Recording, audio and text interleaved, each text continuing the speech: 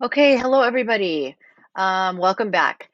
So today's video is going to be about photosynthesis. And photosynthesis is another very, very important biological molecular process that sustains life. Like we could not live without photosynthesis.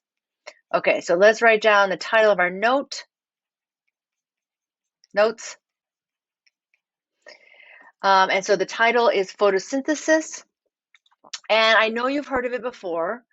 Most people have, and you probably know that all plants do photosynthesis, and that's true. Okay, so this is done by all plants, and this includes plants like this one right here, my little ginseng tree, and then I have a little orchid back here that does photosynthesis too. So any plant that has a green part to it is doing photosynthesis in the green areas of the plant. So that includes trees. There are algae in the water, like the seaweed and the algae that floats on top of the water, and there's some bacteria that does photosynthesis too. So if it is green, it most likely does photosynthesis. And this is a very important process. This process is basically where all our food comes from. So photosynthesis is the process that makes all the food for all living organisms on the planet. So we would not have any food if it wasn't for photosynthesis. And basically what these amazing plants are doing is they're taking sunlight and using sunlight to make food. Boom. Isn't that weird? So everything you eat comes from a plant doing photosynthesis. Everything. Everything. So plants are the base of all food webs. Okay, so I'm just going to say photosynthesis is a process that uses energy from the sun.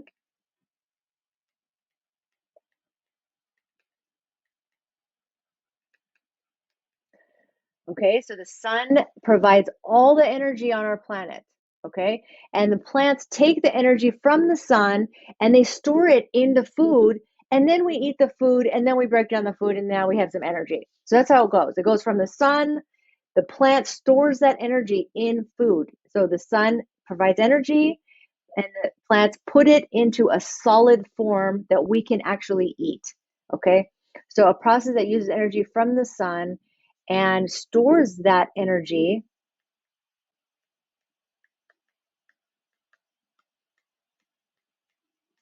in a food form.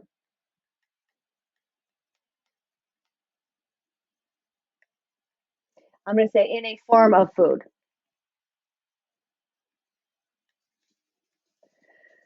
Okay. And so, just for a fun exercise, I want you to just think about what you just ate for lunch or for dinner or whenever you're watching this video, and just think about like where did that come from? So I had potato salad for lunch today. It was leftover from 4th of July, and potatoes obviously come from a plant because potato plant. They store energy in the potatoes, and that's all done through photosynthesis. And then also in there are eggs, and so the chicken will eat grain, which comes from a plant, and then that energy it goes into the chicken, and then the chicken puts that into an egg, and then we eat the egg. So you can trace back all the things that you eat that goes all the way back to a plant doing photosynthesis. It's pretty amazing. Okay, so what I'd like to do is go through the process of photosynthesis. We're not going to get into the weeds with these processes, but they are very, very detailed. Okay, and so I just want you to appreciate the fact that this is a very complicated biochemical process, similar to cellular respiration, and it happens in all plants. Okay, and only plants can do it. So what I'd like to do first is we're going to draw a picture of a plant. Okay, so I'm going to just draw the plant's roots here. These are the roots. Okay, so this is the ground. And then we're going to draw a stem. So it's green, of course. And then here are some leaves. Okay, and so let's just put some leaves on here. Okay, so it's not a very good plant, but you get my point. So the leaves usually have these veins. And I want to point out that photosynthesis usually happens in the leaves.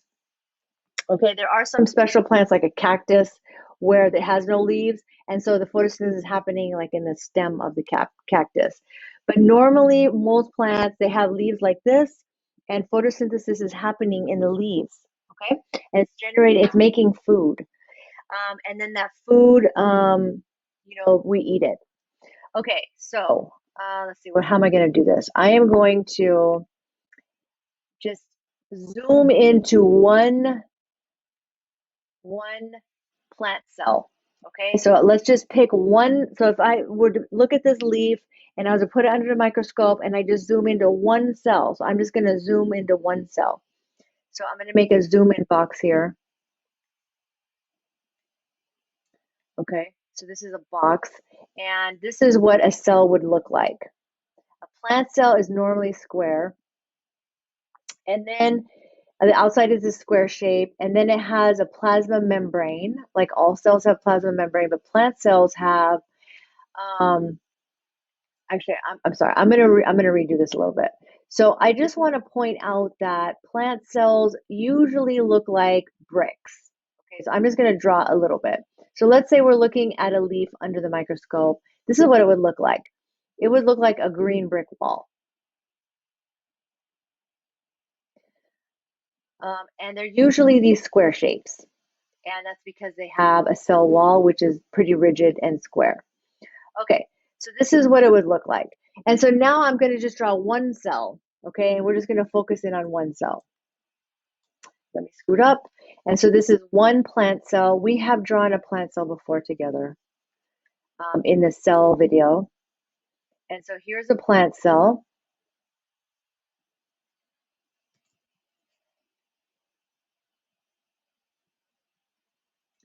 Okay, hang on.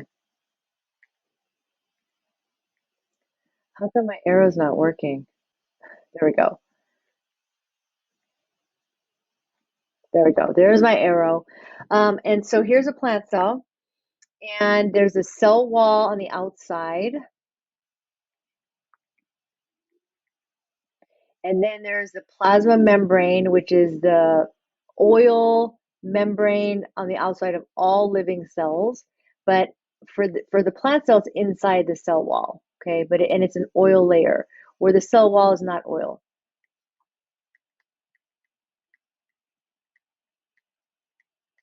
Okay, then inside the cell, I'm not going to draw all the parts, but if you remember from that cell video, there are some things in here. So there's a nucleus. So here's the nucleus. I'm going to put DNAs inside the nucleus.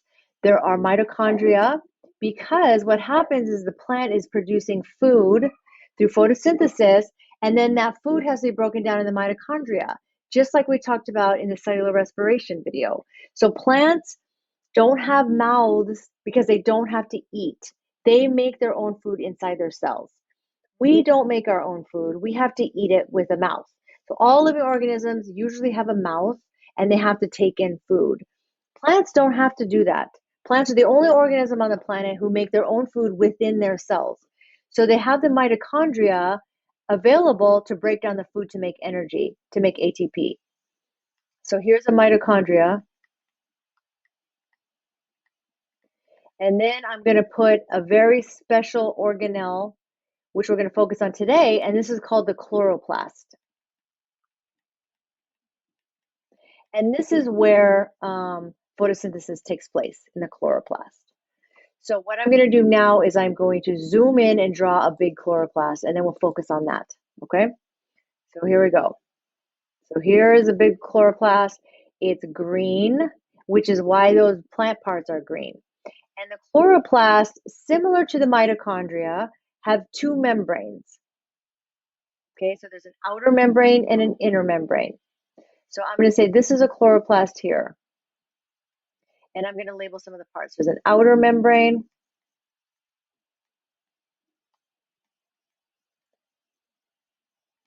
And an inner membrane.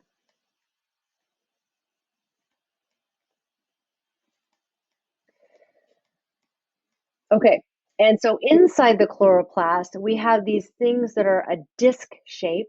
These are organelles, and they have membranes. And these discs are called thylakoids. And the whole chloroplast is just filled with thylakoids, and they're stacked up on each other, similar to like poker chips when you're playing poker. Okay, so I'm going to label this. There's a whole bunch. And so one of these is called a thylakoid. Okay, and then on the inside of the chloroplast, there is some liquid that are in between all the thylakoids, and that liquid is called stroma.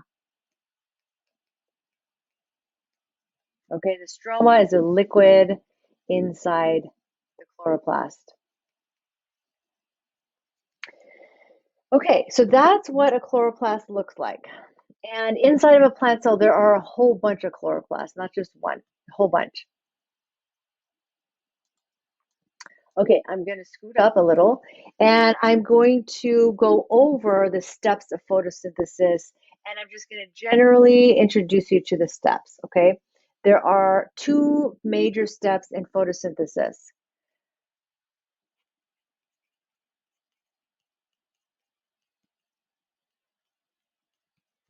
Okay, two steps. The first step is called the light reactions. Step one, light reactions. And these are called light reactions because they need the sunlight. Okay. And so they're called light reactions. So they only happen during the daytime. You have to have plants, the plants have to be in the daylight. Okay. Yes, the plant can use lamps. Okay. Light is light. It doesn't have to be from the sun. It can be used, you can use lamps for plants. But the sunlight is what provides like a natural energy for plants. Okay. And so what happens is the light reactions occur in the membrane of the thylakoid. So I'm going to write that down. Occurs, oops, I misspelled that. Occurs in the thylakoid membrane.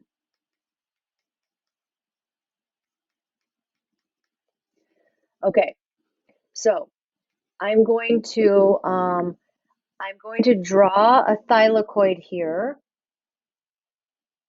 Okay, that's not a very good drawing. Hold on. So this is a thylakoid.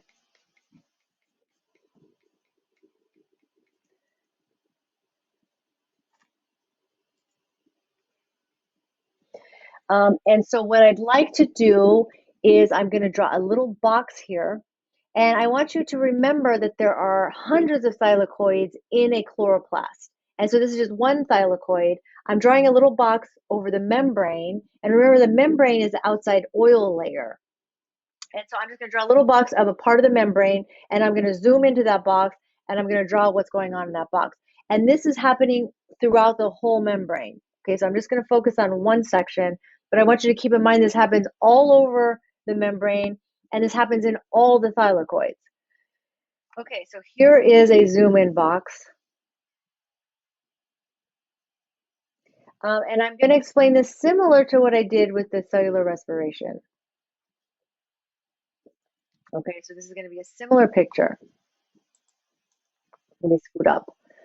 And so here we go. And so I'm just going to switch colors to green. And so across the middle of the box is the membrane. And all membranes have phospholipid bilayers. Okay, so I'm going to draw phospholipid bilayer because all oil membranes are made of that.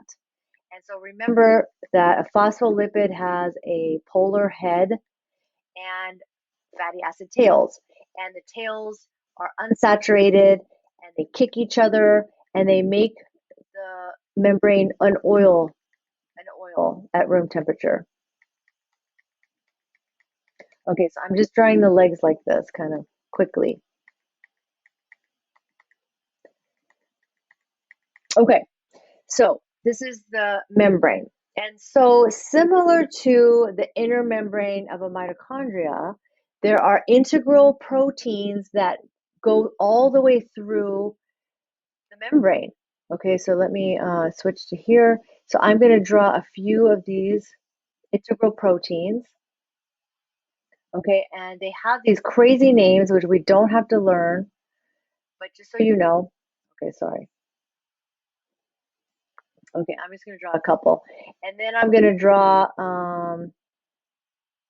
this a big membrane, I'm sorry, a big integral protein, which is an enzyme. And it should look familiar to you because it's just like the same one we had in cellular respiration. Okay, so what happens is I'm going to give you just one name, okay? This is called photosystem 2. Photosystem 2. And then this one is called photosystem 1. And I just want to point out that there are more than just these. I'm just pointing out some of the major ones, okay? And so in photosystem 2 and 1, there are things called chlorophyll in them. Chlorophyll is a pigment. Okay, so all these little circles I have here are in photosystem 2 and photosystem 1. And this whole process goes in this direction, even though they're named backwards, okay? So photosystem 1 was discovered first, so it got named first. And then they discovered photosystem 2, and then they found out that photosystem 2 actually comes first, but they already did the naming. So just so you know that the naming is backwards. Okay, so photosystem 1 and 2 have these little pigments that are called chlorophyll. So I want to label that for you.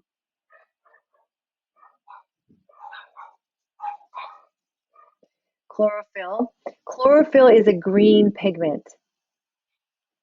Okay, what that means is that it absorbs all the different colors, but it reflects green. Okay, so it absorbs all the colors except for green, and so it reflects green, which is why it looks green. So anything you see that's colorful, like in my shirt, I have some blue, it's absorbing all the colors except for blue, it's reflecting blue. And so the reason why you have these plant parts that are green are because of the chlorophyll pigment is reflecting the green. So these chlorophyll, they're absorbing light. And that's the point of photosynthesis, is to absorb the sunlight or lamplight. And so what happens is the sunlight hits the chlorophyll. So I'm going to draw like a lightning bolt, but it's not a lightning bolt. It's like a sun photon. Okay. So one photon, which travels millions and millions of miles from the sun to the plants, hits these photosystems and puts some energy into the whole photosystem. Okay. So what happens is, I'm just going to tell you the story. I'm not going to write down a whole bunch, okay, except for the major things. But actually, I got to add one more thing here. I'm so sorry. I'm going to add one more thing here. Okay, and this is an extra thing that I will tell you what it is in a second. Okay, so the sun hits the photosystems and there's energy. And so the energy goes from one chlorophyll to the next, to the next, to the next. Okay, so it's called resonance energy that it travels, it funnels down to the bottom. And then on the bottom, there is one chlorophyll that is extra special and it loses its electron. It loses an electron. And that electron jumps from this protein to this protein, and then it jumps up here. Okay? So there's an electron here. Okay? That electron gets put onto a hydrogen. Okay, so hydrogen plus electron, and it's added to an NADH. I'm sorry, NADP. Okay, I know it's kind of crazy, but I just want you to just realize that the sun provides energy. The energy travels in this electron, and the electron ends up landing on a hydrogen, and then that hydrogen lands on NADP. And what we end up with is NADPH. Okay, so I just want you to write this down and maybe think about it. But NADPH is one of the outputs of the light reactions of photosynthesis. It has energy in it, and it's going to be used for the next step to make food. Okay, just trust me. Okay, so what I want to tell you is that this here is called an oxygen evolving complex. Okay, I'm going to label it for you. This is called an oxygen evolving, oops, hold on. complex, okay? And then, I'm sorry for the pictures getting a little crazy. L complex, okay? And then this guy right here should look familiar to you, is the same one as we saw in cellular respiration. It is called ATP synthase, okay? And what it does is it makes ATP, okay? So I want to highlight this. This is the output so far, okay? Okay. NADPH so far is one of the outputs of the light reactions. Okay, so our story so far is that the sun hits the plant, the energy travels down these chlorophylls. The chlorophyll is what's harvesting that energy, okay? The energy gets into one electron. That electron travels, lands on an H, that H lands on an NADP, and now we've got NADPH. That's one part of the story. The second part of the story is that you have to water your plants, right? Or your plants die. So you have water, and what happens is this oxygen evolving complex rips the water apart, which is really crazy because water is crazy stable and it loves to be in its form, which is that little Mickey Mouse head. And it's very, very difficult to tear it apart, but plants do it all the time. It's like no problem for plants. They're like studs like that. So this oxygen evolving complex is going to rip apart the water, and what it's going to do is it's going to make some different things. It's going to take an electron from a hydrogen, okay, and it's going to make oxygen. Okay, so it's taking apart the hydrogens, electrons, oxygens, ripping it apart into these three pieces. This electron goes back to replace that electron that was lost. This hydrogen just starts to float around in here. And then we get lots of hydrogen down here. Lots of hydrogen, okay? A high concentration of hydrogen. And so what happens is there's a lot of hydrogen in here, not so much hydrogen up here. So the hydrogen passively diffuses through ATP synthase. And because of that, ATP is made. So ATP is the second output for photosynthesis. So ATP is the second output. So we've got ATP and NADPH. Those are the two outputs of the light reactions of photosynthesis. That's the whole point of the whole harvesting the sunlight. The last thing I want to point out, the last thing that I want to point out is this oxygen here gets released out of the leaf. It leaves these pores that are in the leaf, and that's the oxygen that we breathe. Okay, so oxygen, they'll pair up into O2, that gets released out into the atmosphere, and now we've got this delicious oxygen that we breathe up all day long. Okay, thank you, plants. Okay, so for the light reactions, that was kind of a crazy story, but just to sum it up in one formula, this is what happens. We need water and sunlight. And these are just the light reactions only. This is step one. Okay, water and sunlight, and what we get is we get ATP. Oops, that's weird. Plus NADPH plus oxygen. Okay, so that's what's happened so far. So now we're going to move into the second step. The second step is called the Calvin cycle. Okay, and so the light reactions happen inside the thylakoid.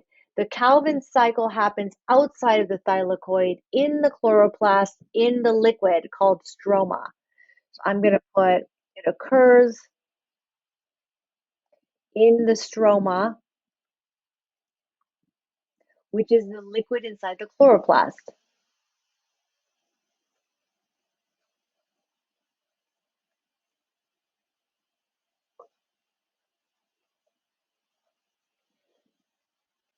Okay, and there are a lot of chemical reactions that happen in the Calvin cycle, which I'm not going to go into. But what I want you to know is that carbon dioxide needs to come into the plant. And there are these little pores in the leaf that releases the oxygen out, and the carbon dioxide comes in. Okay, so it's the reverse of our breathing. Our breathing, we have mouths and nose. The way we breathe is our carbon dioxide goes out, oxygen goes in. For the plants, in the pores in the leaves, carbon dioxide goes in, oxygen goes out. Okay, and so we're going to take carbon dioxide coming from the pores in the leaf, and we're going to take the HEP that was made in the light reactions and the NADPH. And what we're going to make is we're going to make glucose. Okay? So the carbons in carbon dioxide are then put into a glucose molecule, which is now a carbohydrate, which is now in a form of food that we can eat. And so, and all organisms eat it and need it to make energy, like we learned in cellular respiration. Okay, so the last thing I want to do is I'm going to write the overall photosynthesis formula. Okay, so overall. Okay, I broke it down into 2 steps earlier, but this is just the one major formula. And that is going to be, you need carbon dioxide plus water. Hold on, let me rewrite that. That's messy. Carbon dioxide plus water plus sunlight.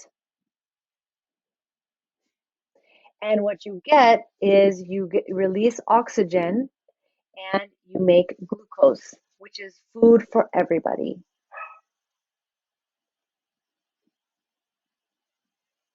Okay, so that's it for this video. I hope that you learned a lot about photosynthesis and can appreciate how important it is for life. And I hope you have a good day. I'll see you next time.